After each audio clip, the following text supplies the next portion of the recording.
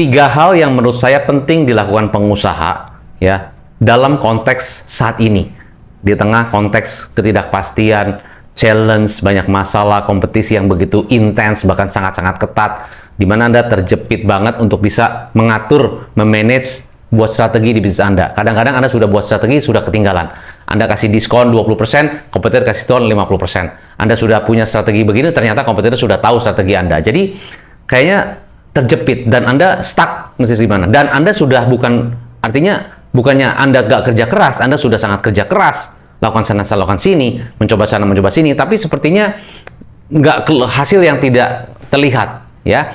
Nah, Anda jangan khawatir, karena ini memang terjadi, ya. Saya menangani banyak klien-klien saya, pengusaha, yang mereka sudah merasa saya sudah stuck, saya sudah coba berbagai cara, coba ini, ternyata nggak jalan, ini nggak bisa, ini nggak sesuai ekspektasi. Jadi, they try many things, they try many strategies, they try many tools, tapi hasilnya kayaknya belum sesuai dengan apa yang saya inginkan. Nah, saya juga melihat seperti itu dan saya juga merasakan, saya juga mengalami konteks seperti itu. Saya sudah coba ini, tetap nggak bisa. Coba cara ini, coba strategi ini, coba belajar dari sini, ternyata tetap tidak sesuai. Malah bikin saya tambah blunder, tambah saya nggak clear, harusnya masih seperti apa. Nah, dari pengalaman itu saya akhirnya mengerucutkan dan saya evaluasi ya dalam konteks bisnis saya, dan saya konteksnya bantu pengusaha-pengusaha yang saya langsung terjun, konteksnya di sales system ya, untuk merancang sales system di perusahaan Anda. Ada tiga hal yang saya rasa ini penting sekali untuk Anda bisa ketahui.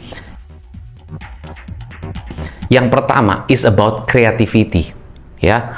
Jadi gini, dengan konteks AI yang saya juga belajar ya dari orang-orang yang sudah sangat keren banget, dia seorang pakar juga, dan pengusaha-pengusaha yang saya juga belajar ya. Benang merah yang saya dapat adalah dengan AI ya, kita kreativitasnya jadi lebih terbatas, saya bilang.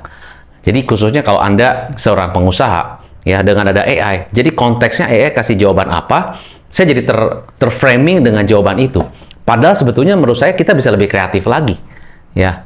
Cuman gara-gara AI jawab seperti itu, kita percaya bahwa itu jawaban yang benar dan kita pakai jawaban itu untuk jadi strateginya kita. Menurut saya tidak seperti itu ya. Jadi AI itu juga belum tentu benar. Dia ngambil beberapa sumber yang menurut dia itu benar, tapi bisa jadi itu coba kita evaluasi diri juga, evaluasi cek juga apakah jawaban itu yang sebetulnya yang kita mau gitu loh. Sometimes nggak itu juga. Jadi creativity itu jangan sampai tertutup atau terblok gara-gara AI kasih jawaban yang dia berikan kepada Anda. Jadi yang pertama, creativity itu terus harus dilatih. Ya, jangan sampai kreativitas kita sebagai pengusaha, Anda misalnya sudah bangun usaha lebih dari 5 tahun. Tentunya waktu 5 tahun yang lalu Anda bangun usaha, kan tidak ada AI.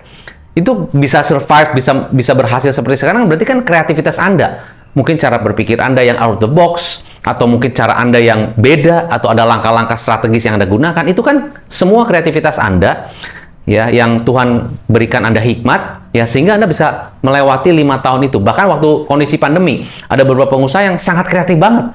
Dia jual produk yang dibutuhkan masyarakat saat itu, dia pivot ke sana. Itu kan kreatif, kan nggak ada AI. Nah, jadi yang pertama adalah kreativitasnya kita jangan sampai tertutup, jangan sampai terblocking gara-gara ada AI. Misalnya contoh advertising agency, branding agency, atau di bidang yang memang harus menggunakan strategi kreatif. Ya, itu jangan sampai tim kreatif Anda sangat mengandalkan AI. Ya, apalagi sehingga mereka gini, ya udah tinggal ketik AI, akhirnya mereka malas berpikir. Karena malas berpikir, ya udah itu diakui jadi karya mereka. Nah, itu menurut saya membatasi kreativitasnya. Dan jangan sampai nanti hasil Anda yang Anda tampilkan kepada klien, di mana harusnya Anda tunjukkan kreativitas Anda tunjukkan kreativitas AI, yang menurut saya belum tentu juga tepat gitu loh. Itu yang pertama. Yang kedua ya, ini yang kedua yang saya pelajari adalah Anda harus always selling your product, selling your service all the time. Ya, selling your product, selling your service all the time. Kenapa? Ya, coba Anda tulis di komen Anda. Kenapa Anda harus selling your service, selling your product all the time? Setiap saat. Kenapa? Karena ya, selling your product, selling your service. Bukannya kita jualan promosi begitu ya. selling itu kan berarti Anda juga bisa memberikan value buat customer Anda melalui storytelling, melalui cerita-cerita dari customer Anda yang setelah menggunakan produk Anda seperti apa. Anda juga bisa edukasi mereka dengan kenapa produk Anda bisa bermanfaat untuk mereka, untuk customer Anda. Nah, itu kan telling the story, is always selling. Ya, jadi selling is not just hard sell, beda lagi. Selling itu educating, selling itu sharing, selling itu networking, selling itu storytelling. Jadi itu all the time, ya.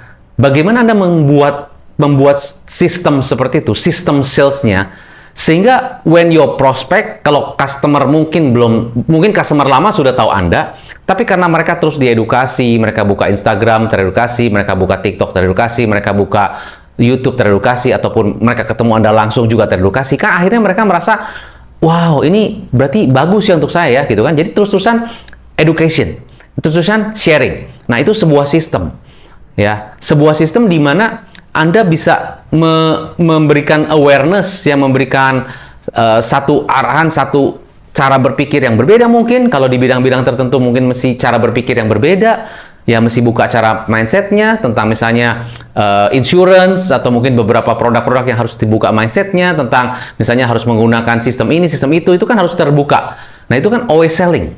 Ya, nah itu sistemnya seperti apa? Anda punya nggak sistem seperti itu? Scriptnya, atau bahkan mungkin sistemnya yang benar-benar Anda lakukan gitu kan? Nah, itu adalah sistem salesnya yang setiap hari, always, all the time.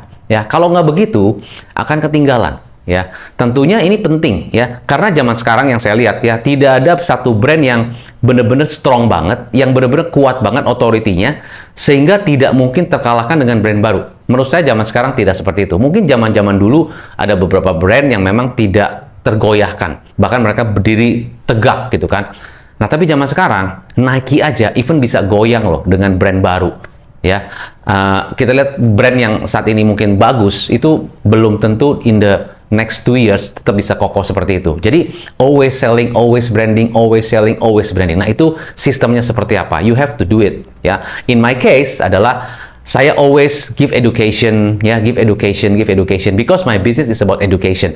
Nah, if your business is about service, gimana service delivery Anda? Mungkin Anda bisa buat sebuah podcast, atau Anda bisa buat satu sistem, mungkin edukasi sistem, atau mungkin Anda masuk ke lingkungan masyarakat, Anda edukasi mereka, itu terserah Anda. Tapi at least you have the sales system yang running terus untuk bisa dapetin customer baru, ya. Yang penting targetnya bukan untuk customer yang sudah ada. Targetingnya adalah customer yang belum tahu bisnis Anda, yang belum tahu produk Anda, yang belum tahu service Anda. Nah, gimana sistemnya? Gimana sistem marketing dan salesnya? Itu yang menurut saya harus kita pikirkan. Bahkan mungkin Anda harus punya meeting khusus ya dengan tim kreatif, khusus bicarain hal-hal yang kreatif. Ya, nomor satu kan kreatif. Mungkin harus ngobrol sama tim kreatif dan bicara tentang hal-hal yang kreatif. Itu yang ketiga adalah Anda harus leverage dengan time. Ya, bagaimana pekerjaan saya itu bisa leverage. Leverage itu berarti kita bisa nggak mengandalkan waktu session terus. Jadi waktu saya tidak tersedot, tidak tergerus habis dengan pekerjaan-pekerjaan yang sebetulnya saya bisa leverage. Jadi intinya you can buy back your time because you can leverage with the tools, technology, system, the team. Bisa jadi mungkin Anda rekrut orang yang salah, itu bukan membuat Anda makin tenang, tapi bikin Anda makin worry. Karena you recruit the wrong person, atau you don't know apakah Anda recruit the right person or not, because orang ini selalu bilangnya baik-baik terus untuk Anda, selalu kasih laporan yang bagus, selalu kasih ya sesuatu yang bagus, asal Bapak senang, yang penting Anda lihat dia bagus. Nah, Anda nggak tahu, mungkin dia agak tutup-tutupin ya, apapun yang mungkin dia nggak cerita jujur sama Anda, dan Anda nggak lihat itu. Nah, bisa jadi mungkin dalam waktu singkat Anda happy dengan hasilnya karena dia tahu bagaimana menyenangkan Anda. They know how to please you. But in the long run, you don't know the blind spot. Ya, Anda nggak lihat dari sudut yang lain. Bisa jadi in the long run mungkin Anda rugi. Misalnya contoh, di depan Anda pura-pura rajin, di depan Anda pura-pura senyum, di depan Anda pura-pura semuanya kayak kerja, tapi Anda begitu nggak ada, wah udah dia berantakan begitu. Anda nggak pernah audit. Kenapa? Karena dia bilang, tenang Pak, aman Pak, tenang Pak, oke Pak. Ternyata begitu Anda audit, diam-diam, wah, ini yang terjadi di kasus klien saya. Begitu diaudit diam-diam, wah ternyata berantakan, stoknya berantakan, nggak pernah dibersihin, semuanya, wah kacau. Ya, apa yang dia bilang itu laporkan kepada Anda, ternyata begitu diaudit salah. Dan itu Anda ulang lagi. Nah, itu kan waktu kebuang, uang kebuang, energi kebuang. Dan Anda sudah terlanjur itu loss, ya kan? Nah, apalagi kalau kita bicara sales. Ya, sales itu apa? Sales itu adalah bagaimana kita bisa menciptakan ya potensial customer yang harusnya jadi customer itu benar-benar terkonversi jadi customer. Nah, kalau kita bisa membuat mereka aware, membuat mereka mau dan termotivasi, dan begitu kita masukin orang sales, ternyata leads itu tidak terkonversi jadi closing atau tidak terkonversi jadi penjualan, berarti kan loss. Nah, Anda hitung aja, sehari harusnya potensial customer Anda berapa? Potensial ya. Tapi itu loss. Misalnya harusnya Anda bisa dapat 5 potensial sales per hari. Tapi sehari itu Anda satu aja nggak call, nggak close, nggak deal. 1 hari, ya, coba 2 hari, coba 3 hari, coba seminggu, coba sebulan, udah berapa? Dan Anda harus bayar operational cost untuk sales setiap bulan. Kan pengusaha yang paling pusing itu, gimana caranya gue bisa bayar ya gaji setiap bulan, sedangkan omset tidak menentu. Nah, jadi paling penting adalah bagaimana saya bisa leveraging my time. Karena kalau saya nggak bisa manage waktu saya dengan baik, akhirnya saya nggak punya waktu untuk pikirin sales system di bisnis saya. Dan saya nggak punya waktu untuk evaluasi. Saya bisa ngandalin orang untuk melihat, tapi tentu ya akan berbeda kalau Anda yang melihat. Nah, terus Anda bilang gini, Coach, kalau semua harus saya yang lihat, mana bisa? Karena saya mesti pikir A, B, C, dan sebagainya. Bisa jadi yang Anda pikir A, B, C, segala macam itu sebetulnya mungkin nggak penting. Yang justru penting adalah melihat langsung analisa sales Anda. Karena justru itu, kalau Anda perhatikan benar, Anda loss-nya ternyata gede.